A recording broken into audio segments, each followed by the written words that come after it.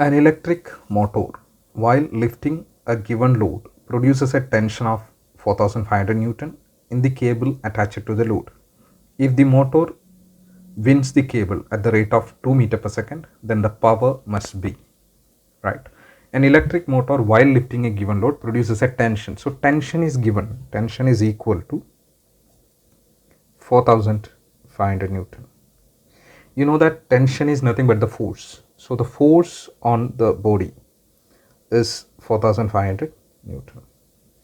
And the motor winds the cable at the rate of, so velocity is given as 2 meter per second. What is the power? We have a formula for power. Power is equal to force into velocity. So force is 4500 into velocity is 2. So we get 9000 watt. 9000 watt is 9 kilowatt. 9 kilowatt.